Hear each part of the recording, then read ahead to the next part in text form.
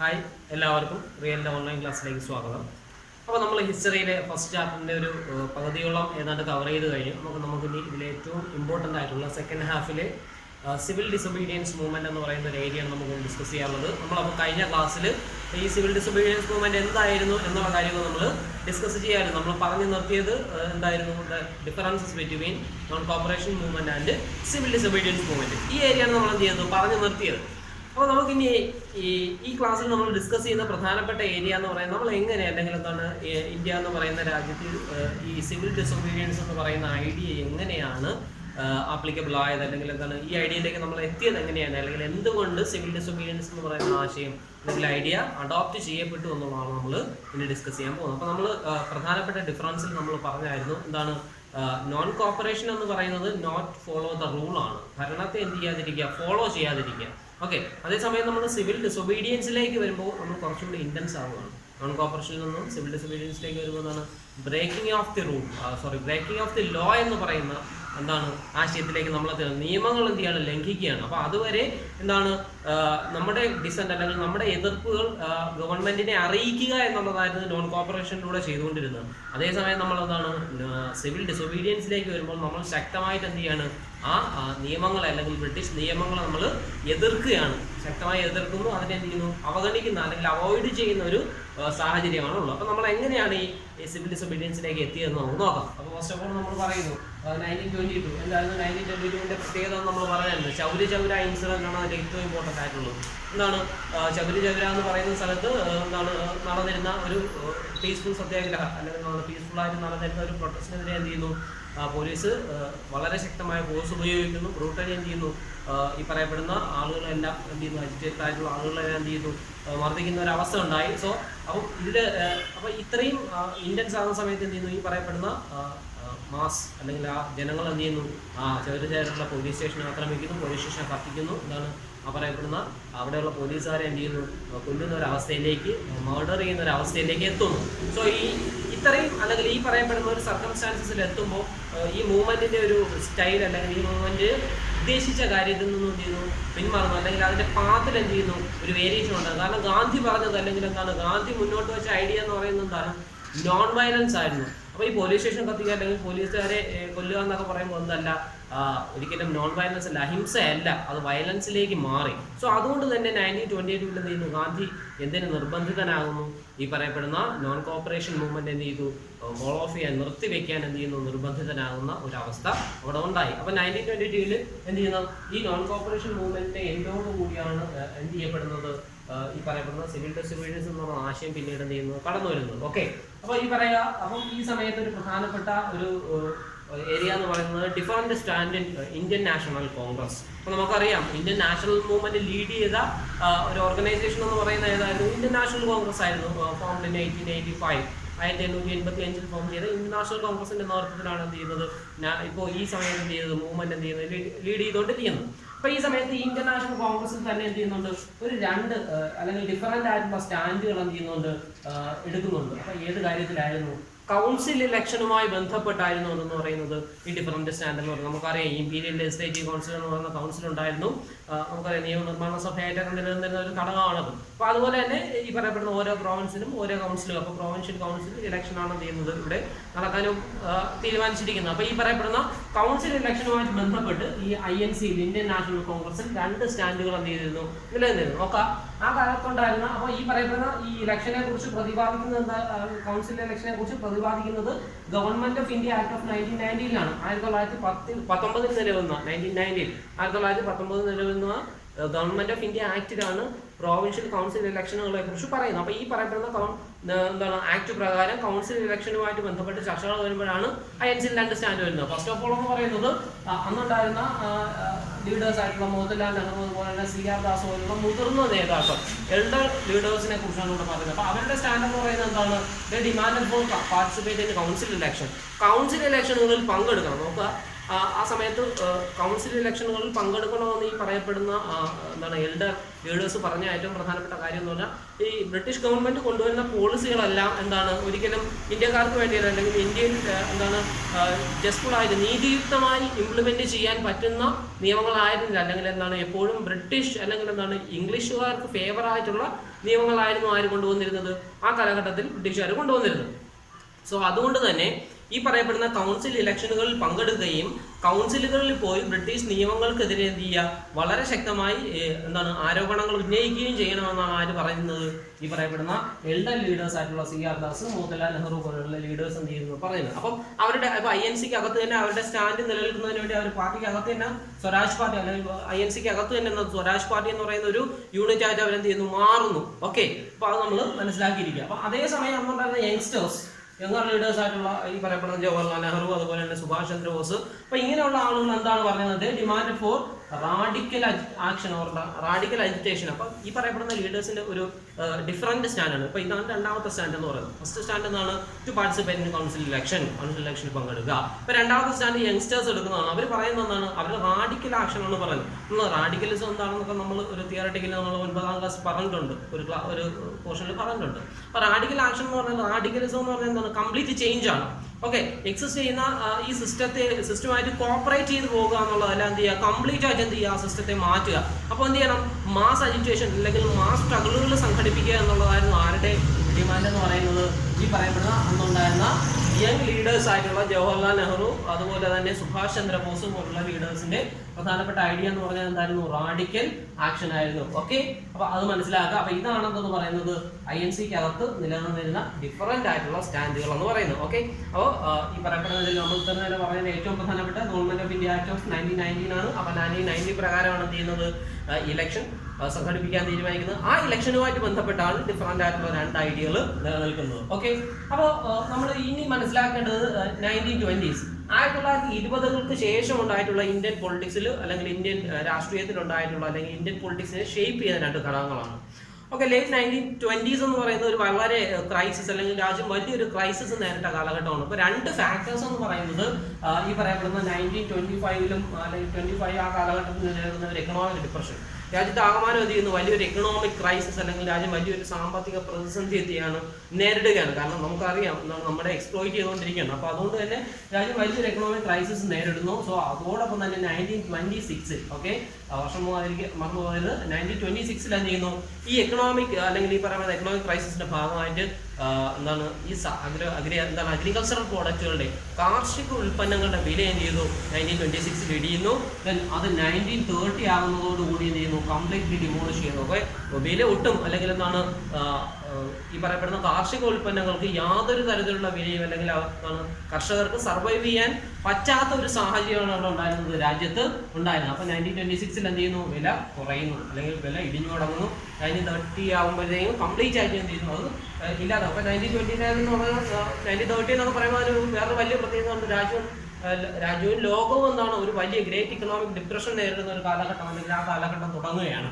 Okay, അപ്പം അതാണ്. അപ്പോൾ അതിന്റെ ഭാഗമായിട്ട് എന്ത് ചെയ്യുന്നു, അപ്പോൾ ഈ പറയുന്ന സാധനങ്ങളുടെ അല്ലെങ്കിൽ അഗ്രികൾച്ചറൽ പ്രോഡക്റ്റുകളുടെ വില ഇടിയുന്നു, കർഷകർക്ക് നിലനിൽക്കാനുള്ള ഒരു സാഹചര്യമില്ല. സോ അതെന്തിലേക്ക് നയിക്കുന്നു, കൺട്രി സൈഡ് അല്ലെങ്കിൽ ഗ്രാമപ്രദേശങ്ങളിലെല്ലാം വലിയൊരു ടർമോയിൽ അല്ലെങ്കിൽ വലിയൊരു കലാപത്തിന്റെ ഒരു സാധ്യത എന്ത് ചെയ്യുന്നു, ഈ പറയപ്പെടുന്ന ഈവൻസുകൾ എന്ത് ചെയ്തു, സംജാതമായി അല്ലെങ്കിൽ ഈ പറയപ്പെടുന്ന ഈവൻറ്റുകൾ കാരണമായി. ആ സമയത്താണ് 1928 നമുക്ക് മനസ്സിലാക്കാം. 1928 എന്ത് ചെയ്യുന്നത്, സൈമൺ കമ്മീഷൻ എന്ന് പറയുന്ന ഒരു കമ്മീഷൻ നമ്മുടെ രാജ്യത്തേക്ക് വരുന്നത്. ഇത് ഒരു 3 മാർക്കിനൊക്കെ ചോദിക്കുന്ന ചോദ്യമാണ് സൈമൺ കമ്മീഷൻ എന്ന് പറയുന്നത്. അപ്പൊ ഈ സൈമൺ കമ്മീഷന്റെ ഒരു പ്രത്യേകത, അപ്പൊ നമുക്ക് നമ്മുടെ രാജ്യം ഇത്രയും വലിയൊരു ക്രൈസിസ് നേരിടുമ്പോൾ നമ്മളെ അല്ലെങ്കിൽ ഇന്ത്യക്കാരെ ഒന്ന് പ്ലീസ് ചെയ്യുന്നതിന് വേണ്ടിയാണ് എന്ത് വരുന്നത്, സൈമൺ കമ്മീഷൻ വരുന്നത്. ഈ സൈമൺ കമ്മീഷന്റെ ഒരു പ്രത്യേകത, സൈമൺ കമ്മീഷൻ വരുന്നതെന്ന് പറയുന്നത് ഇന്ത്യയിലെ കോൺസ്റ്റിറ്റ്യൂഷണൽ ഫോർമേഷനുമായിട്ട് ബന്ധപ്പെട്ട അല്ലെങ്കിൽ കോൺസ്റ്റിറ്റ്യൂഷണൽ ഡെവലപ്മെന്റുമായിട്ട് ബന്ധപ്പെട്ട ചർച്ചകൾ നടത്താനോ അതുപോലെ അതിന്റെ റിപ്പോർട്ട് സമർപ്പിക്കാനാണ് ആരും അല്ലെങ്കിൽ അന്വേഷിച്ച് റിപ്പോർട്ട് സമർപ്പിക്കാനാണ് ആര് വരുന്നത്, സൈമൺ കമ്മീഷൻ വരുന്നത്.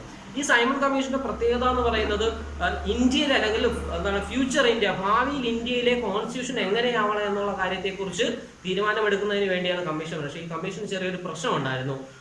ഒരു ഇന്ത്യക്കാരനും എന്തായിരുന്നില്ല, no Indians were the part of this commission. അപ്പോൾ ഒരു ഇന്ത്യക്കാരനും എന്തിന്റെ ഭാഗമായിരുന്നില്ല, ഈ പറയപ്പെടുന്ന സൈമൺ കമ്മീഷന്റെ ഭാഗമായിരുന്നു. അപ്പോൾ അതായത് ഇന്ത്യയുടെ അല്ലെങ്കിൽ ഇന്ത്യൻ ഫ്യൂച്ചറിനെ പറ്റി ഡിസ്കസ് ചെയ്യാൻ അല്ലെങ്കിൽ എന്താണ് ഡിസൈഡ് ചെയ്യാൻ വരുന്ന കമ്മീഷനിൽ ഒരു ഇന്ത്യക്കാരനും അങ്ങല്ലാത്തൊരവസ്ഥ. സോ ഇന്ത്യക്കാരൻ എന്ത് ചെയ്തു, വളരെ ശക്തമായിട്ട് എന്ത് ചെയ്തു, ഈ കമ്മീഷന്റെ വരവിനെ എതിർത്തു. മുസ്ലിം ലീഗ് അടക്കമുള്ള എന്താണ് ഗ്രൂപ്പുകൾ ഒരുമിച്ച് നിന്ന് കമ്മീഷൻ വരുന്ന സമയത്ത് ഗോ ബാക്ക് സൈമൺ എന്ന് പറയുന്ന ഒരു സ്ലോഗനോട് കൂടി ബ്ലാക്ക് ഫ്ലാഗ് കരിങ്കൊടി എല്ലാം കാണിച്ചാണ് എന്ത് ചെയ്യുന്നത്, ഈ പറയപ്പെടുന്ന സൈമൺ കമ്മീഷൻ എന്ത് ചെയ്യുന്നത്, എതിർക്കുന്നു. ഓക്കെ, ഇത് ഏത് കാലഘട്ടത്തിൽ അല്ലെങ്കിൽ എന്താണ് സംഭവിക്കുന്നത്, 1928 വരുന്നു, സൈമൺ കമ്മീഷൻ വരുന്നു. അപ്പോൾ ഈ സൈമൺ കമ്മീഷൻ, കമ്മീഷന്റെ പേര് അറിയാൻ സൈമൺ കമ്മീഷൻ ആണ്. അപ്പോൾ ഈ കമ്മീഷൻ ലീഡ് ചെയ്ത് ജോൺ സൈമൺ എന്ന് പറയുന്ന ഒരു വ്യക്തിയാണ്. അപ്പോൾ ജോൺ സൈമണിന്റെ നേതൃത്വത്തിൽ വരുന്ന സൈമൺ കമ്മീഷൻ എന്ത് ചെയ്യുന്നു, ഇന്ത്യയിലെ ആളുകൾ എന്ത് ചെയ്തു, വളരെ ശക്തമായിട്ട് എന്ത് ചെയ്തു, എതിർക്കുന്നു, കമ്മീഷനെ എതിർക്കുന്നു. കമ്മീഷന്റെ അല്ലെങ്കിൽ എന്താണ് ഇന്ത്യക്കാരും ഈ കമ്മീഷനിൽ അങ്ങനെ അല്ലാത്തത് കൊണ്ടാണ് എന്ത് ചെയ്തത്, ഇന്ത്യക്കാർ വളരെ ശക്തമായിട്ട് എന്ത് ചെയ്തത്, ഈ ഒരു കമ്മീഷനെ എതിർക്കുന്നത്. ഓക്കെ,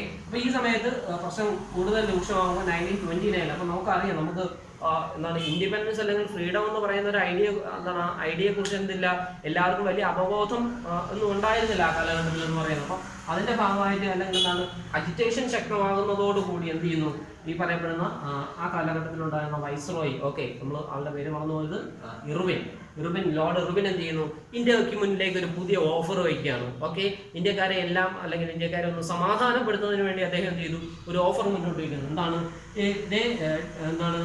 പ്രപ്പോസൽ ഫോർ എന്താണ് dominion status to India. Okay, അപ്പൊ ഇർവിൻ മുന്നോട്ട് വെച്ച ഐഡിയ ഏതെന്ന് വെച്ചാൽ നമ്മൾ കൃത്യമായിട്ട് പറയുക, എന്താണ് ഡൊമീനിയൻ സ്റ്റാറ്റസ് ടു ഇന്ത്യ. ഇനി എന്താണ് ഡൊമീനിയൻ സ്റ്റാറ്റസ് എന്ന് പറയുന്നത്? ഓക്കെ, അപ്പൊ നമുക്കറിയാം, നമ്മൾ ഇന്ന് ഇന്ത്യ എന്ന് പറയുന്ന എന്താണ്, ഒരു റിപ്പബ്ലിക്കാണ്, സോവറിൻ റിപ്പബ്ലിക്കാണ്. ഓക്കെ, പരമാധികാരമുള്ള എന്താണ് റിപ്പബ്ലിക്കാണ് എന്താന്ന് പറയുന്നത്, ഇന്ത്യ എന്ന് പറയുന്നത്. അപ്പം ഈ ഡൊമീനിയൻ സ്റ്റാറ്റസിന്റെ ഒരു പ്രത്യേകത എന്ന് പറഞ്ഞാൽ ഇന്ത്യക്ക് എന്തുണ്ട്, ഒരു എക്സിസ്റ്റൻസ് ഉണ്ട്, പക്ഷേ സോവറിൻ ആരല്ല, പരമാധികാരി ആരല്ല, ഇന്ത്യക്കാരല്ല, മറിച്ച് ആരായിരിക്കും, ബ്രിട്ടീഷ് ക്യൂൻ. അപ്പം ബ്രിട്ടൻ എന്ന് പറയുന്ന പരമാധികാര രാജ്യത്തിന് കീഴിൽ ഒരു ഡൊമീനിയനായിട്ട്, അവരുടെ ഒരു ഡൊമീനിയനായിട്ട് അവരുടെ കീഴിലാണ് ആര് നിൽക്കുന്നത്.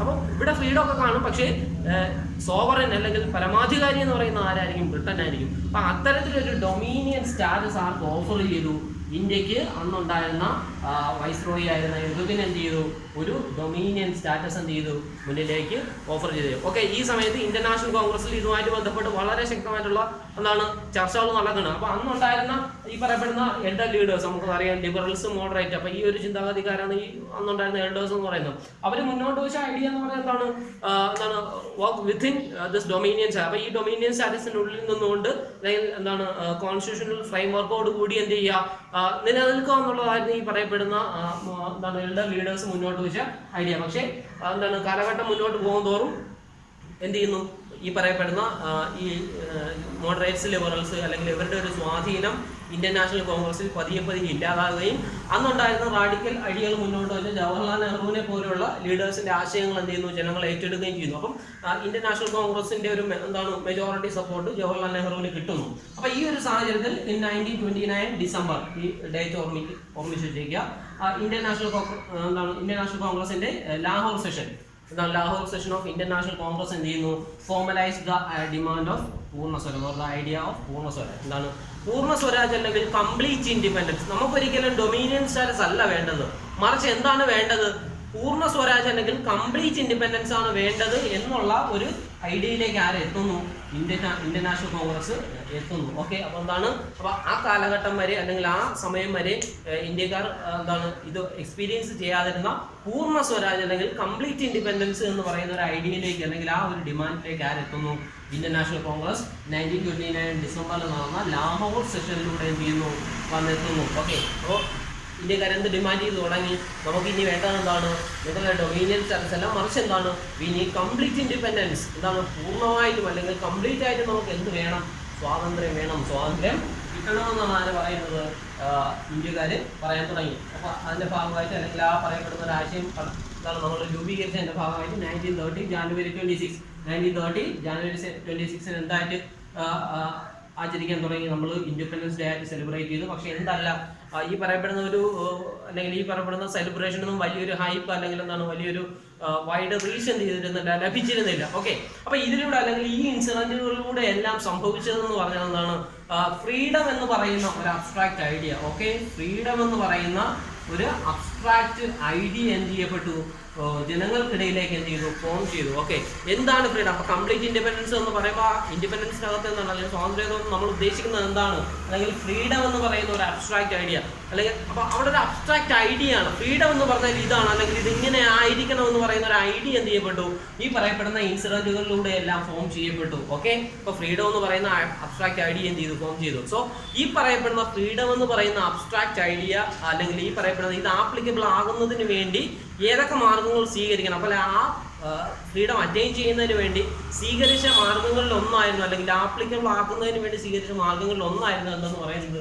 സിവിൽ ഡിസൊബീഡിയൻസ് മൂവ്മെന്റ് എന്ന്. അപ്പൊ സിവിൽ ഡിസൊബീഡിയൻസിലേക്ക് നയിച്ച, അല്ലെങ്കിൽ ആ പറയപ്പെടുന്ന ബാക്ക്ഗ്രൗണ്ട് ആണ് നമ്മൾ ഇത്രയും സമയം പറഞ്ഞിരിക്കുന്നത്. ഓക്കെ, അപ്പൊ നമ്മൾ ആ സ്റ്റെപ്പ് ബൈ സ്റ്റെപ്പ് ആയി നമ്മൾ ഈ കാര്യങ്ങളെല്ലാം എന്ത് ചെയ്യുക, ഓർമ്മിച്ചിരിക്കുക. ഇയറും മന്ത് ഡേറ്റ് മറന്നു പോകാതിരിക്കുക. അപ്പൊ 1922 എന്ത് ചെയ്യുന്നു, നോൺ കോർപ്പറേഷന്റെ ഇന്ത്യൻ വരുന്നു. ആ സമയത്ത് എന്ത് ചെയ്യുന്നു, 1919 വന്ന ഗവൺമെന്റ് ഓഫ് ഇന്ത്യ ആക്ട് പ്രകാരം കൗൺസിൽ ഇലക്ഷനുമായിട്ടുള്ള ചർച്ച നടക്കുന്നു. INC എന്താണ് ഡിഫറൻ്റ് ആയിട്ടുള്ള രണ്ട് സ്റ്റാൻഡ് വരുന്നു. എന്താണ് എൽഡർ ലീഡേഴ്സ് ആയിട്ടുള്ള CR ദാസ്, അതുപോലെ തന്നെ മോത്തിലാൽ നെഹ്റു ഒക്കെ ഈ പറയപ്പെടുന്ന കൗൺസിൽ ഇലക്ഷനിൽ പാർട്ടിസിപ്പേറ്റ് ചെയ്യണമെന്ന് പറയുന്നു. അതേസമയം അതിന്റെ ഭാഗമായിട്ട് സ്വരാജ് പാർട്ടി ഫോം ചെയ്യുന്നു. പിന്നീട് എന്ത് ചെയ്യുന്നു, ഈ പറയപ്പെടുന്ന അന്നുണ്ടായിരുന്ന യങ്സ്റ്റേഴ്സ് ആയിരുന്ന ജവഹർലാൽ നെഹ്റു പോലുള്ള ലീഡേഴ്സ് എന്താണ് റാഡിക്കൽ മൂവ്മെന്റ്, കംപ്ലീറ്റ് റീസ്ട്രക്ചറിങ് എന്ന് പറയുന്ന ഐഡിയ മുന്നോട്ട് വെച്ച് റാഡിക്കൽ മൂവ്മെന്റുമായിട്ട് മുന്നോട്ട് വരുന്നു.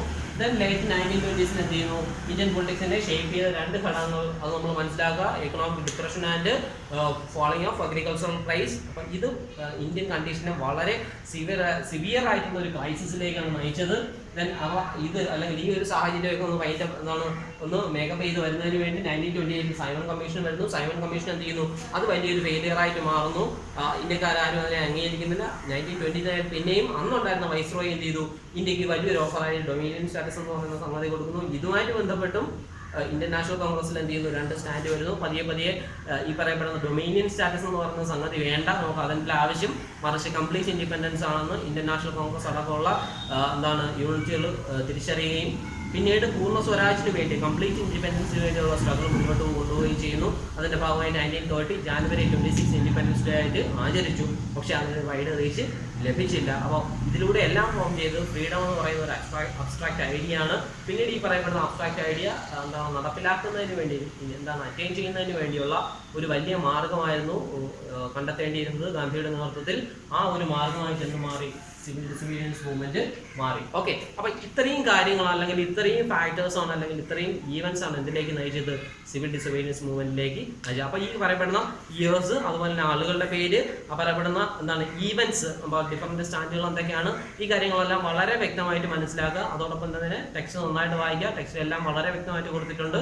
അപ്പം ഇതെല്ലാം വായിച്ചതിന് ശേഷം ഇതിന്റെ അടുത്ത്, അല്ലെങ്കിൽ ആ പറയപ്പെടുന്ന സിവിൽ ഡിസൊബീഡിയൻസിലേക്ക് നയിച്ച ഈവൻസുകളെല്ലാം മനസ്സിലാക്കി നമ്മൾ ഓവറോൾ ഒരു ജനറൽ ഐഡിയ ഇതുമായിട്ട് ബന്ധപ്പെട്ട് ഉണ്ടാക്കി വയ്ക്കുക. ഓക്കെ, അപ്പോൾ നമ്മൾ സിവിൽ ഡിസൊബീഡിയൻസ് മൂവ്മെന്റുമായിട്ട് ബന്ധപ്പെട്ട് മെയിൻ റീസൺസ്, അല്ലെങ്കിൽ സിവിൽ ഡിസൊബീഡിയൻസിലേക്ക് എത്തിയ പ്രധാനപ്പെട്ട കാരണങ്ങളാണ് നമ്മൾ ഇതുവരെ ഡിസ്കസ് ചെയ്തത്. അപ്പം നമ്മൾ ഇനി പ്രധാനമായി നോക്കാൻ പോകുന്നത് സോൾട്ട് മാർച്ച്, അല്ലെങ്കിൽ ബിഗിനിങ് ഓഫ് സിവിൽ ഡിസൊബീഡിയൻസ് മൂവ്മെന്റിനെ കുറിച്ചാണ് നമ്മൾ ഇനി ചർച്ച ചെയ്യാൻ പോകുന്നത്. ഓക്കെ, അപ്പൊ നമുക്ക് എങ്ങനെയാണ് സോൾട്ട് മാർച്ച്, അല്ലെങ്കിൽ എന്തായിരുന്നു സോൾട്ട് മാർച്ച്, എങ്ങനെയാണ് ഇത് സിവിൽ ഡിസൊബീഡിയൻസ് മൂവ്മെന്റിന്റെ ഭാഗമായത്, അല്ലെങ്കിൽ എന്തായത്, അല്ലെങ്കിൽ എന്തുകൊണ്ടാണ് ഇതിനെ beginning of civil disobedience movement എന്ന് പറയുന്നത്, ആ ഒരു ഏരിയയാണ് നമ്മൾ ഇനി നോക്കാൻ പോകുന്നത്. ഓക്കെ, അപ്പൊ 1930 നമ്മൾ ഇനി പ്രധാനപ്പെട്ട ഒരു ഇൻസിഡന്റ് ആണ് അതുമായിട്ട് ബന്ധപ്പെട്ട് പറയുന്നത്. 1930 ജാനുവരി 31. അപ്പൊ ഈ ഡേറ്റ് നിങ്ങൾ പറഞ്ഞു പോകാതിരിക്കുക.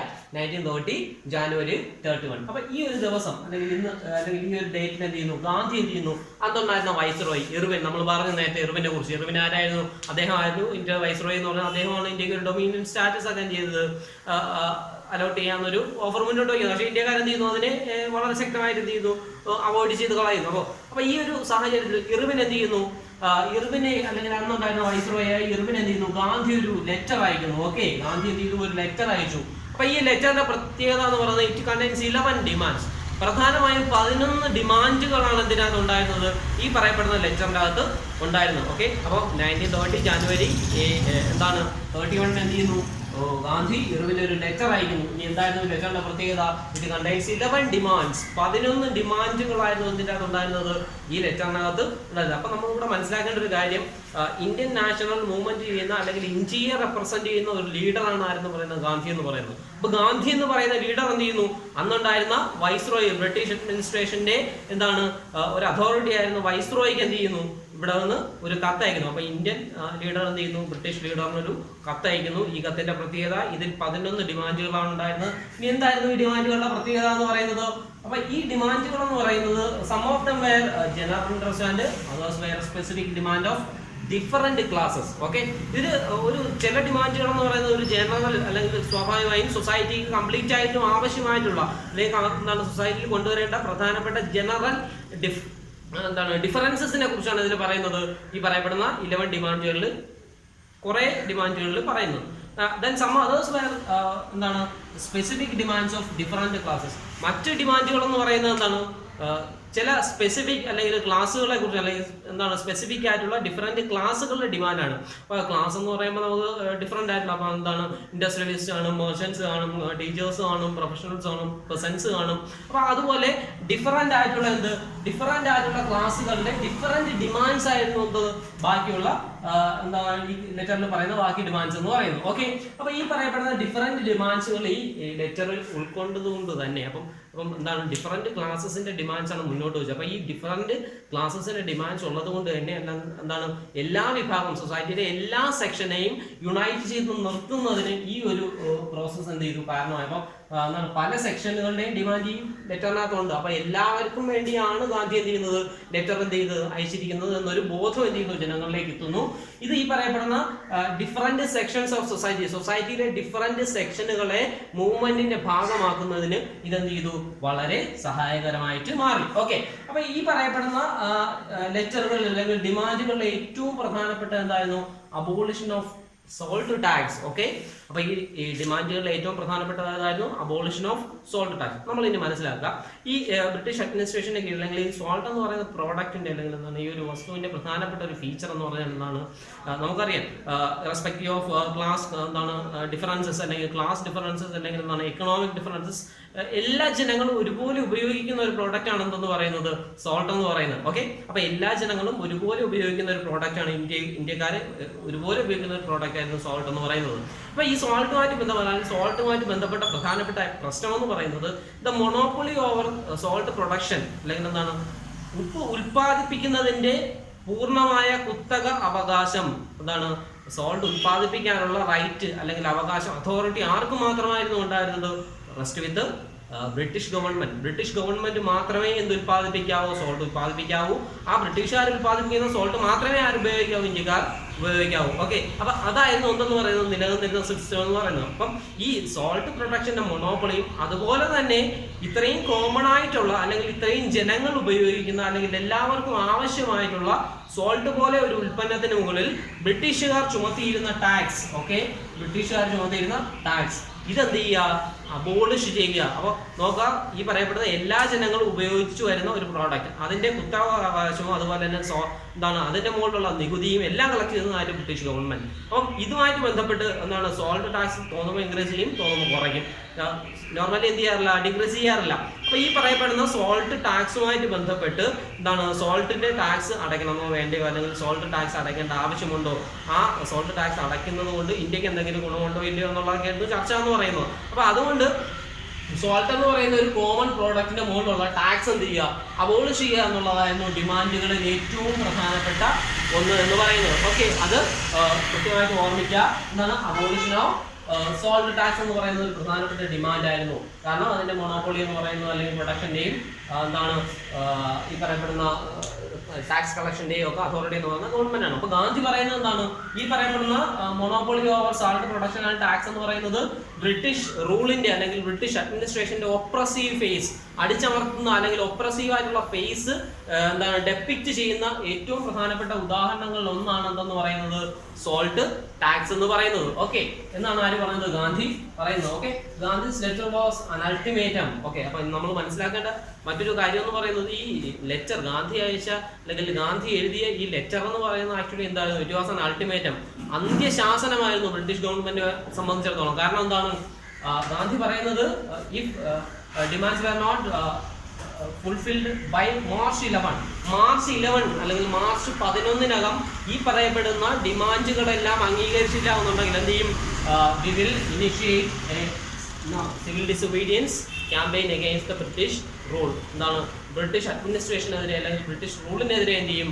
മാർച്ച് 11-നകം ഈ പറയപ്പെടുന്ന ഡിമാൻഡുകളെല്ലാം അംഗീകരിച്ചില്ല എന്നുണ്ടെങ്കിൽ ബ്രിട്ടീഷ് അഡ്മിനിസ്ട്രേഷനെതിരെ ഒരു സിവിൽ ഡിസൊബീഡിയൻസ് ക്യാമ്പയിൻ ലോഞ്ച് ചെയ്യും. ഓക്കെ, അപ്പോൾ നമ്മൾ മനസ്സിലാക്കുക ഗാന്ധിയുടെ ലെറ്റർ ഒരു തരത്തിൽ എന്തായിരുന്നു? It was an ultimatum for British government. British ഗവൺമെന്റിനെ സംബന്ധിച്ചിടത്തോളം ഇതെന്തായിരുന്നു? ഒരു അൾട്ടിമേറ്റം ആയിരുന്നു, അല്ലെങ്കിൽ അന്ത്യശാസനമായിരുന്നു. ഓക്കെ, എന്താണ് പിന്നീട് സംഭവിക്കുന്നത് നമുക്ക് നോക്കാം. ഇർവിൻ എന്ന് പറയുന്ന വൈസ്രോയ് എന്ത് ചെയ്തില്ല? He was not ready to negotiate with Indians or not ready to എന്ത് cooperate with the demands of Indians മുന്നോട്ട് വയ്ക്കുന്ന ഡിമാൻഡുമായിട്ട് കോപ്പറേറ്റ് ചെയ്യാൻ ആര് റെഡി ആയിരുന്നില്ല? അല്ലെങ്കിൽ ഈ പറയപ്പെടുന്ന ബ്രിട്ടീഷ് വൈസ്രോയ് ആയിരുന്ന ഇർവിൻ റെഡി ആയില്ല. എന്താ കോൺസിക്വന്റ്ലി എന്താ സംഭവിക്കുന്നത്? ഗാന്ധി എന്ത് ചെയ്തു? നമുക്കറിയാം, എന്താണ് പ്രശസ്തമായിട്ടുള്ള സോൾട്ട് മാർച്ച് അല്ലെങ്കിൽ സോൾട്ട് മാർച്ച് എന്ന് പറയുന്ന ഐഡിയ എന്ത് ചെയ്യുന്നു? മുന്നോട്ട് കൊണ്ട് സോൾട്ട് മാർച്ച് എന്ത് ചെയ്യുന്നു? ആരംഭിക്കുന്നു. സോൾട്ട് മാർച്ച് എങ്ങനെയാണ്? ഗാന്ധി വിത്ത് 78 ഫോളോവേഴ്സ് 78 ഫോളോവേഴ്സുമായിട്ട് ഗാന്ധി എന്ത് ചെയ്യുന്നു? സോൾട്ട് മാർച്ച് ആരംഭിക്കുന്നു. From Dandi to Sabarmati to Dandi. സബർമതിയിൽ നിന്നും സബർമതി ആശ്രമത്തിൽ നിന്നും ദണ്ഡിയിലേക്ക് എന്ത് ചെയ്യുന്നു? സോൾട്ട് മാർച്ച് ആരംഭിക്കുന്നു. ഏപ്രിൽ 6 തീയതി എന്ത് ചെയ്യുന്നു? ഇവര് പറയപ്പെടുന്ന ദണ്ഡിയിൽ എന്ത് ചെയ്യുന്നു? റീച്ച് ചെയ്യുന്നു. എന്താ സംഭവിക്കുന്നത്?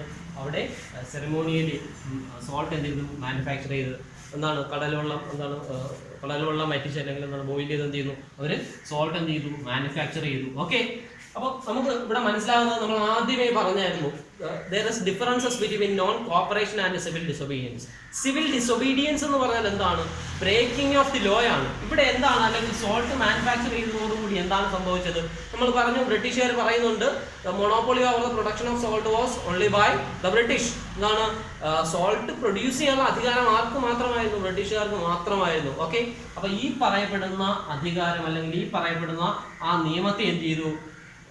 കടൽവെള്ളം വറ്റിച്ച് സോൾട്ട് മാനുഫാക്ചർ ചെയ്തതോടുകൂടി അല്ലെങ്കിൽ എന്താണ് സോൾട്ട് ഉണ്ടാക്കിയതോടുകൂടി എന്ത് സംഭവിക്കുന്നു? ആ നിയമത്തെ അല്ലെങ്കിൽ ആ ഒരു നിയമത്തെ എന്ത് ചെയ്തു? ഇവിടെ ലംഘിച്ചിരിക്കുന്നു. ഓക്കെ, സോൾട്ട് മാനുഫാക്ചറിങ് എന്ന് പറയുന്ന ഒരു അല്ലെങ്കിൽ എന്താണ് സോൾട്ട് പ്രൊഡക്ഷൻ എന്ന് പറയുന്ന മൊണോപ്പൊളി എന്ത് ചെയ്തു? ബ്രിട്ടീഷ് ഗവൺമെന്റിൽ നിന്നും അവസാനിച്ചിരിക്കുന്നു. സോ അതുകൊണ്ടാണ് ഇതിനെ എന്താന്ന് പറയുന്നത്? This marked as the beginning of civil disobedience movement. ഇതിനെ എന്തായിട്ട് കണക്കാക്കുന്നത്? ഒരു സിവിൽ ഡിസൊബീഡിയൻസ് അല്ലെങ്കിൽ സിവിൽ ഡിസൊബീഡിയൻസ് എന്ന് പറയുന്ന മൂവ്മെന്റിന്റെ ഒരു ബിഗിനിങ് ആയിട്ട് എന്ത് ചെയ്യുന്നത്? ഈ ഒരു ആശയത്തെ കണക്കാക്കുന്നു. ഓക്കെ, അത് വളരെ വ്യക്തമായിട്ട് മനസ്സിലാക്കുക. അപ്പം സോൾട്ട് മാർച്ച് എന്ന് പറയുന്നത് അല്ലെങ്കിൽ എന്താണ് സോൾട്ട് മാർച്ച് എങ്ങനെയാണ് സിവിൽ ഡിസൊബീഡിയൻസിന്റെ ഭാഗമായിട്ട് മാറുന്നത്? അല്ല, ഏറ്റവും പ്രധാനപ്പെട്ട ഇന്ത്യയെ യുണൈറ്റ് ചെയ്ത ഘടകങ്ങൾ ഏതൊക്കെയാണ്? എന്തായിരുന്നു സോൾട്ട് മാർച്ച്? അതിന്റെ ഈവൻറ്റ്സ് എന്തൊക്കെയാണ്? ഡേറ്റ്സ് ഏതൊക്കെയാണ്? അതിന്റെ അല്ലെങ്കിൽ എന്താണ് ഇതെങ്ങനെയാണ് സിവിൽ ഡിസൊബീഡിയൻസിന്റെ ബിഗിനിങ് ആയിട്ട് മാറുന്നത്? അപ്പോൾ ഇത്രയും കാര്യങ്ങളാണ് നമ്മൾ അത് ശ്രദ്ധിക്കാനുള്ളത്. ഫസ്റ്റ് ഓഫ് ഓൾ 1930 ജനുവരി 31 എന്ത് ചെയ്യുന്നു? ഗാന്ധി ലെറ്റർ അയക്കുന്നു. then എന്ത് ചെയ്യുന്നു? ഇതിലെ ലെറ്റർ തുടങ്ങി കണ്ടന്റിന്റെ പ്രത്യേകത എന്താണ്? Some of them were general interest and some others were demands of different classes. അപ്പം എല്ലാ വിഭാഗം ജനങ്ങളെയും ജനറൽ ഇൻട്രസ്റ്റും ഡിഫറൻറ്റ് ക്ലാസിന്റെ ഡിമാൻഡും ഉള്ളത് കൊണ്ട് തന്നെ എല്ലാ ജനങ്ങളെയും യുണൈറ്റ് ചെയ്യുന്നതിന് ഇത് സഹായിക്കുന്നു. സോ ഈ പറയപ്പെടുന്ന ഡിമാൻഡുകൾ അല്ലെങ്കിൽ ലെറ്ററിലെ ഏറ്റവും പ്രധാനപ്പെട്ട ഡിമാൻഡ് എന്ന് പറയുന്നത് എന്തായിരുന്നു? Abolition of salt tax. Salt ടാക്സിന്റെ അബോളിഷൻ ആയിരുന്നു. സോൾട്ട് എന്ന് പറയുന്നത് ഏറ്റവും പ്രധാനപ്പെട്ട. അപ്പം മിക്കവാറും ഒക്കെ എക്സാമിന് ചോദിക്കുന്ന ഒരു പ്രധാനപ്പെട്ട ഒരു പോയിന്റ് ആണ് എന്താണ്? Salt was A symbol of United India.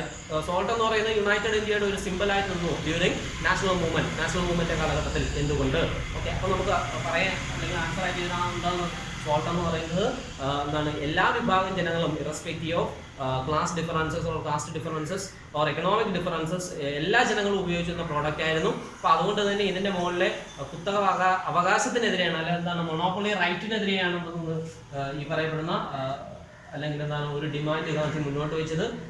Consequently ഈ ഡിമാൻഡ് എന്ത് ചെയ്യുന്നില്ല? ഇർവിൻ അംഗീകരിക്കുന്നില്ല. അതുകൊണ്ട് തന്നെ എന്ത് ചെയ്തു? ഫേമസ് ആയിട്ടുള്ള ദണ്ഡി മാർച്ച് ആരംഭിക്കുന്നു. ഏപ്രിൽ 6 എന്ത് ചെയ്യുന്നു? ഇത് സെറമോണിയിൽ എന്ത് ചെയ്തു? ഈ പറയപ്പെടുന്ന ലോ ബ്രേക്ക് ചെയ്തുകൊണ്ട് എന്ത് ചെയ്യുന്നു? സീ വാട്ടർ ബോയിൽ ചെയ്ത് ഗാന്ധിയുടെ നേതൃത്വത്തിൽ 78 ഫോളോവേഴ്സിന്റെ സഹായത്തോടു കൂടി എന്താണ് ദണ്ഡി മാർച്ച് എന്ത് ചെയ്തു? ദണ്ഡി മാർച്ചിന്റെ അവസാനം സോൾട്ട് മാനുഫാക്ചർ ചെയ്യുന്നു. ഓക്കെ, അപ്പോൾ ഇതാണ് അല്ലെങ്കിൽ ഇതിന്റെ നമ്മൾ ബിഗിനിങ് ഓഫ് സിവിൽ ഡിസൊബീഡിയൻസ് എന്ന് പറയും. ഓക്കെ, അപ്പോൾ ഈ കാര്യങ്ങളെല്ലാം വളരെ വ്യക്തമായിട്ട് നമ്മൾ എന്ത് ചെയ്യുക? നോട്ട് ഡൗൺ ചെയ്യുക. ഓക്കെ, അപ്പോൾ നമ്മൾ സിവിൽ ഡിസൊബീഡിയൻസ് മൂവ്മെന്റുമായിട്ട് ബന്ധപ്പെട്ട് സോൾട്ട് മാർച്ചിനെ കുറിച്ചാണ് നമ്മൾ എന്ത് ചെയ്തത്? ഡിസ്കസ് ചെയ്തത്. അപ്പോൾ എങ്ങനെയാണ് സോൾട്ട് മാർച്ച് സംഭവിച്ചത് അല്ലെങ്കിൽ ആ പറയപ്പെടുന്ന സോൾട്ട് മാർച്ചിന്റെ പ്രധാനപ്പെട്ട ഏരിയ പറഞ്ഞു കഴിഞ്ഞാൽ നമ്മൾ ഇനി പ്രധാനമായി നോക്കുന്നത് ഇമ്പാക്റ്റ് ആണ്. സോൾട്ട് മാർച്ച് അല്ലെങ്കിൽ സിവിൽ ഡിസൊബീഡിയൻസ് മൂവ്മെന്റിന്റെ ലോഞ്ചിങ്ങിന്റെ ഇമ്പാക്റ്റ് എന്തൊക്കെയായിരുന്നു എന്നുള്ളതാണ് നമ്മൾ ഇനി ശ്രദ്ധിക്കാൻ പോകുന്നത്. ഓക്കെ, അപ്പോൾ നമുക്കറിയാം എന്ത് ചെയ്തു, ദണ്ഡി കടപ്പുറത്ത് വെച്ച് സോൾട്ട് ലോ എന്ത് ചെയ്തു ബ്രേക്ക് ചെയ്യുന്ന കാര്യം നമ്മൾ പറഞ്ഞായിരുന്നു. അപ്പോൾ അതിന്റെ ഭാഗമായിട്ട് in different parts of the country, രാജ്യത്തിന്റെ പല ഭാഗങ്ങളിലും എന്ത് ചെയ്തു ഇതിന്റെ ഒരു ഇമ്പാക്ട് ഉണ്ടാവുകയും എന്താണ് സോൾട്ട് ലോ എന്ത് ചെയ്തു ഒരുപാട് ജനങ്ങൾ എന്ത് ചെയ്യാൻ തുടങ്ങി, സോൾട്ട് ലോ എന്ത് ചെയ്യാൻ തുടങ്ങി, ബ്രേക്ക് ചെയ്യാൻ തുടങ്ങി. ഓക്കെ, പ്രധാനപ്പെട്ട ഇമ്പാക്ട് എന്ന് പറയുന്നത് എന്താണ്, രാജ്യത്തിന്റെ വിവിധ ഭാഗങ്ങളിൽ ജനങ്ങൾ എന്ത് ചെയ്യുന്നു, സോൾട്ട് ലോ ചെയ്യുന്നു, ബ്രേക്ക് ചെയ്യുന്നു. ഓക്കെ, അതോടൊപ്പം തന്നെ ഗവൺമെന്റ് അപ്പം എന്താണ് വില്ലേജ് ഓഫീസേഴ്സ് അടക്കമുള്ള ഗവൺമെന്റ് സർവീസിലുണ്ടായിരുന്ന ബ്രിട്ടീഷ് ഗവൺമെന്റ് സർവീസിലുണ്ടായിരുന്ന എല്ലാ ആളുകളും എന്ത് ചെയ്യാൻ തുടങ്ങി, ഈ മൂവ്മെന്റിന്റെ അല്ലെങ്കിൽ എന്താണ് ഈ ഒരു മൂവ്മെന്റിന്റെ പ്രാധാന്യം മനസ്സിലാക്കുന്നതും ഗവൺമെന്റ് സർവീസുകളിൽ നിന്നും ബോയ്ക്കോട്ട് ചെയ്ത് അല്ലെങ്കിൽ റിസൈൻ ചെയ്യുന്ന ഒരു അവസ്ഥ എന്ത് ചെയ്തു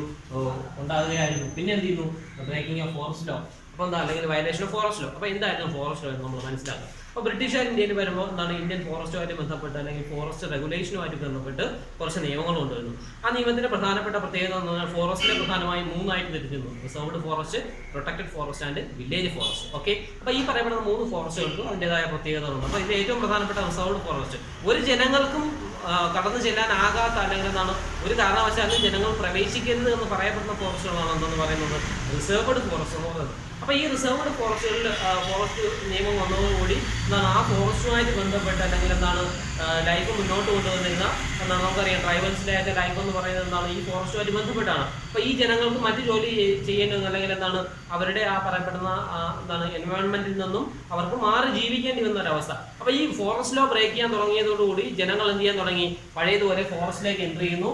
അപ്പോൾ എന്താണ് നിയമങ്ങളൊന്നും എന്ത് ചെയ്യുന്നില്ല, ജനങ്ങൾ വകവയ്ക്കാത്ത ഒരു അവസ്ഥ എന്ത് ചെയ്തു വന്നു. അപ്പോൾ അതിന്റെ ഭാഗമായിട്ട് നോക്കുക. അപ്പോൾ ഈ പറയപ്പെടുന്ന ഇൻസിഡന്റുകൾ എന്ന് പറയുന്നത് ബ്രിട്ടീഷ് ഗവൺമെന്റിനെ സംബന്ധിച്ചിടത്തോളം ഒരിക്കലും അക്സെപ്റ്റ് ചെയ്യാൻ പറ്റുന്ന കാര്യങ്ങളായിരുന്നില്ല. എന്നാൽ ബ്രിട്ടീഷ് ഗവൺമെന്റ് ആ കാലഘട്ടം വരെയും കൊണ്ടുവന്നിരുന്ന അല്ലെങ്കിൽ ബ്രിട്ടീഷുകാരുടെ അഡ്മിനിസ്ട്രേഷന് കുറച്ചുകൂടി ഫീസിബിൾ ആകുന്ന തരത്തിലുള്ള നിയമങ്ങൾ കൊണ്ടുവന്നു. ജനങ്ങൾ ഒന്നും തന്നെ ഈ പറയപ്പെടുന്ന നിയമങ്ങൾ അനുസരിക്കാത്ത അവസ്ഥ വന്നു. സോ എന്ത് ചെയ്യാൻ തുടങ്ങി, ഇത് കോൺഗ്രസിന്റെ നേതൃത്വത്തിലാണെന്ന് ഗവൺമെന്റിന് അറിയാം. അതുകൊണ്ട് തന്നെ ഗവൺമെന്റ് എന്ത് ചെയ്യുന്നു, കോൺഗ്രസ് ലീഡേഴ്സിനെ 1 by 1 ആയിട്ട് എന്ത് ചെയ്യാൻ തുടങ്ങി, അറസ്റ്റ് ചെയ്യാൻ തീരുമാനിക്കുന്നു. ഓക്കെ, കോൺഗ്രസ് ലീഡേഴ്സ് എന്ത് ചെയ്യാൻ തുടങ്ങി, ലീഡേഴ്സിനെ അറസ്റ്റ് ചെയ്യാൻ തുടങ്ങി. അതിൽ ഏറ്റവും പ്രധാനപ്പെട്ടത് അന്നുണ്ടായിരുന്ന ഖാൻ അബ്ദുൽ ഗഫൂർ ഖാൻ എന്ന് പറയുന്ന അല്ലെങ്കിൽ അബ്ദുൽ ഗാഫർ ഖാൻ എന്ന് പറയുന്ന ഒരാളുടെ അറസ്റ്റിനെ കുറിച്ചാണ് നമ്മൾ പറയുന്നത്. അപ്പോൾ ഇദ്ദേഹം എന്ന് പറയുന്നത് he was most famous disciple of Mahatma Gandhi. ഗാന്ധിയുടെ ഏറ്റവും പ്രധാനപ്പെട്ട അനുയായികളിൽ ഒരാളായിരുന്നു ആരെന്ന് പറയുന്നത് അബ്ദുൽ ഗാഫർ ഖാൻ എന്ന് പറയുന്നത്. അദ്ദേഹം എന്ത് ചെയ്യുന്നു, ഈ പറയപ്പെടുന്ന അബ്ദുൽ ഗഫൂർ ഖാനെ അറസ്റ്റ് ചെയ്യുന്നു.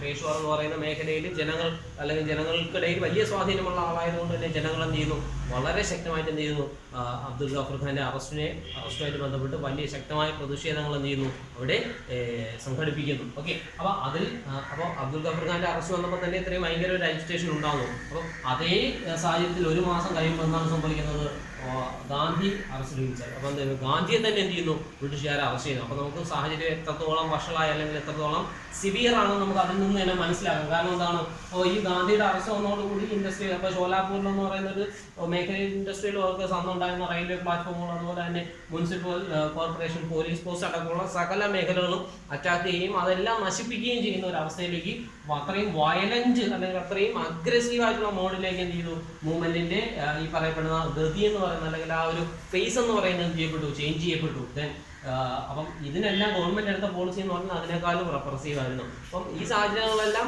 ഗവൺമെന്റിനെ വളരെ ശക്തമായി ഭയപ്പെടുത്തുകയും അതുകൊണ്ട് തന്നെ എന്താണ് ബ്രൂട്ടൽ റെപ്രഷൻ അല്ലെങ്കിൽ ശക്തമായ അടിച്ചമർത്തലായിരുന്നു എന്നു പറയുന്നത് ഇതിനെതിരെ ആരെടുത്തത്, ഗവൺമെന്റ് കൈക്കൊണ്ട പ്രധാനപ്പെട്ട പോളിസി എന്ന് പറയുന്നത്. ഓക്കെ, അപ്പൊ ഈ മൂവ്മെന്റ് എന്ന് പറയുന്നത് നമുക്കറിയാം, നേരത്തെ നോൺ കോപ്പറേഷൻ എന്ന് പറയുന്ന മൂവ്മെന്റ് ഇതിന്റെ ഗാന്ധി നിർത്തലാക്കിയ എന്താണ്, അത് വയലന്റ് മോഡിലേക്ക് മാറിയതെന്നുള്ളതാണ്. അപ്പൊ ഇവിടെ എന്താണ് സംഭവിക്കുന്നത്, ബ്രൂട്ടൽ റെപ്രഷൻ കടന്നതോടുകൂടി ഗാന്ധിയൻ ഐഡിയയിൽ നിന്നും എന്ത് ചെയ്തു, ഈ ആശയം മാറി.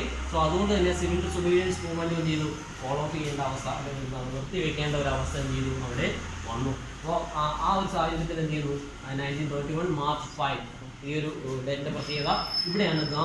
ഗാന്ധി ഇർവിൻ പാക്ട്, ഗാന്ധിയും ഇർവിനും വൈസ്രോയും തമ്മിൽ എന്ത് ചെയ്യും, ഒരു എഗ്രിമെന്റിലെത്തുന്നു. അപ്പോൾ ഈ എഗ്രിമെന്റിന്റെ അടിസ്ഥാനത്തിൽ എന്ത് റൗണ്ട് ടേബിൾ കോൺഫറൻസിൽ എന്ത് ചെയ്യാം, പങ്കെടുക്കാവുന്നൊരു എന്താണ് സമ്മതം ഗാന്ധി കൊടുക്കുന്നു. പക്ഷെ എന്ത് ചെയ്യുന്നു, ലണ്ടനിലെ റൗണ്ട് ടേബിൾ കോൺഫറൻസിൽ എന്ത് ചെയ്തു, നടത്തിയ നെഗോഷിയേഷനുകളെല്ലാം വളരെ ശക്തമായി ഫെയിലിയറായി, അല്ലെങ്കിൽ വലിയൊരു ഫെയിലിയറായിട്ട് മാറി. സോ അതുകൊണ്ട് തന്നെ എന്ത് ചെയ്യുന്നു, ഗവൺമെന്റ് എന്ത് ചെയ്തു, അപ്പം ഗാന്ധി ലണ്ടനിൽ നിന്നും തിരിച്ചു വരുന്നു. അതേസമയം നമ്മുടെ നെഹ്റു അടക്കമുള്ള ആളുകൾ എന്താണ് ആ സമയം ജയിലിലാണ്. അപ്പം ഒരു എന്താണ് ന്യൂ സൈക്കിൾ ഓഫ് റെപ്രഷൻ, അല്ലെങ്കിൽ എന്താണ് റെപ്രഷന്റെ പുതിയൊരു ഫേസിലേക്കായിട്ട് മാറി ബ്രിട്ടീഷ് ഗവൺമെന്റ് മാറി. അടിച്ചമർത്തലാണ് ഏറ്റവും വലിയ മാർഗമെന്ന് എന്ത് ചെയ്യുന്നു ബ്രിട്ടീഷുകാർ മനസ്സിലാക്കി, അല്ലെങ്കിൽ ആ മാർഗത്തിലൂടെ എന്ത് ചെയ്യുന്നു അവർ പോകാൻ തയ്യാറാകുന്നു. സോ അതുകൊണ്ട് തന്നെ ഗാന്ധി എന്ത് ഡിസൈഡ് ചെയ്തു, relaunching of civil disobedience movement. Civil disobedience movement എന്ത് ചെയ്യുക, റീലോഞ്ച് ചെയ്യുക. ഓക്കെ, അപ്പോൾ റീലോഞ്ച് ചെയ്യുമ്പോൾ എന്ത് ചെയ്യുന്നു, റീലോഞ്ച് ചെയ്യാൻ ശ്രമിച്ചു. ഒരു പരിധിവരെയൊക്കെ ഈ പറയുന്ന സിവിൽ ഡിസൊബീഡിയൻസ് മൂവ്മെന്റ് മുന്നോട്ട് കൊണ്ടുപോയെങ്കിലും ബൈ 1934 ഒക്കെ ആകുമ്പോഴത്തേക്കും ഈ പറയപ്പെടുന്ന മൂവ്മെന്റിന്റെ മൊമെന്റം, അല്ലെങ്കിൽ അതിൻ്റെ ഒരു ചലനാത്മകത എന്ന് പറയുന്ന, അല്ലെങ്കിൽ വൈബ്രൻസി എന്ത് ചെയ്യുന്നു, അത് എന്ത് ചെയ്തു, ഗ്രാജുവലി എന്ത് ചെയ്തു, അത് നഷ്ടമായി. ഓക്കെ, അപ്പോൾ ഇതാണെന്ന് പറയുന്നത് ഈ സിവിൽ ഡിസൊബീഡിയൻസ് മൂവ്മെന്റിന്റെ ഒരു ഇമ്പാക്റ്റ് എന്ന് പറയുന്നത് ഇത്രയും കാര്യങ്ങളാണ്. അപ്പോൾ ഈ പറയപ്പെടുന്ന മൂവ്മെന്റ് പതിയെ 1934 ആകുമ്പോഴാണ് എന്ത് ചെയ്യുന്നത്, അതിന്റെ മൊമെന്റം നഷ്ടപ്പെടുന്നത്. അപ്പോൾ നമ്മൾ ഇതിൽ മനസ്സിലാക്കാനുള്ളത് എന്താണ്, ഫസ്റ്റ് ഇമ്പാക്റ്റ് എന്ന് പറയുന്നത് ഇപ്പം എന്താണ്, രാജ്യത്ത് എല്ലായിടത്തും എന്ത് ചെയ്യുന്നു, സോർട്ട് ലോ ബ്രേക്കുന്നു, സർവീസുകളൊന്നും ആളുകൾ എന്ത് ചെയ്യുന്നു, ബോയ്ക്കോട്ട് ചെയ്യുന്നു, ഫോറസ്റ്റ് ലോ വയലേറ്റ് ചെയ്യുന്നു. പിന്നീടെന്ന് പറയുന്നത് ഇതിൻ്റെ എന്താണ് ബ്രിട്ടീഷ് ഗവൺമെൻറ് എന്താണ് ഒരു അല്ലെങ്കിൽ റിയാക്ഷൻ എങ്ങനെയായിരുന്നു എന്നുള്ളതാണ്. കോൺഗ്രസ് ലീഡേഴ്സിനെ അറസ്റ്റ് ചെയ്യുന്നു, ഗാന്ധിയെ അബ്ദുൾ ഗഫർ ഖാനെ അറസ്റ്റ് ചെയ്യുന്നു, ഒരു റെപ്രഷൻ എന്ത് ചെയ്യുന്നു, റെപ്രസീവ് പോളിസി അഡോപ്റ്റ് ചെയ്യുന്നു. സോ അതിൻ്റെ ഭാഗമായി എന്ത് ചെയ്യുന്നു, 1931 മാർച്ച് 5, ഈ ഡേറ്റാണ് ഏറ്റവും ഇമ്പോർട്ടൻ്റ് ആയിട്ടുള്ളത്. 1931 മാർച്ച് 5 എന്ത് ചെയ്യുന്നു, ഗാന്ധിയും ഇർവിനും, അല്ലെങ്കിൽ ഗാന്ധി ഇർവിൻ പാക്ട്, ഒരു എഗ്രിമെന്റ് എന്ത് ചെയ്തു, സൈൻ ചെയ്തു. അതിന്റെ ഭാഗമായി റൗണ്ട് ടേബിൾ കോൺഫറൻസിൽ ഗാന്ധി പങ്കെടുത്തു. പക്ഷേ നെഗോഷിയേഷൻ, പൊളിറ്റിക്കൽ പ്രിസണേഴ്സിനെ റിലീസ് ചെയ്യാനൊക്കെ സമ്മതിക്കുന്നുവെങ്കിലും നെഗോഷിയേഷനുകളെല്ലാം എന്ത് ചെയ്യുന്നു, ഫെയിലാകുന്നു. സോ ഗാന്ധി എന്ത് ചെയ്യുന്നു, സിവിൽ ഡിസൊബീഡിയൻസ് മൂവ്മെന്റ് റീലോഞ്ച് ചെയ്യുന്നു, പിന്നെ എന്ത് ചെയ്യുന്നു, ലോഞ്ച് ചെയ്യുന്നു. പക്ഷേ 1934 ആകുമ്പോൾ എന്ത് ചെയ്യുന്നു, ഈ മൂവ്മെന്റിന്റെ മൊമെന്റം നഷ്ടപ്പെടുന്നു. ഓക്കെ, അപ്പോൾ ഇത്രയാണ് സിവിൽ ഡിസൊബീഡിയൻസ് മൂവ്മെന്റ് നമുക്ക് പ്രധാനമായി അറിയേണ്ട, അല്ലെങ്കിൽ ആ ഒരു ഈവന്റ് എന്ന് പറയുന്നത് ഇത്രയും കാര്യങ്ങളാണ്. ഓക്കെ.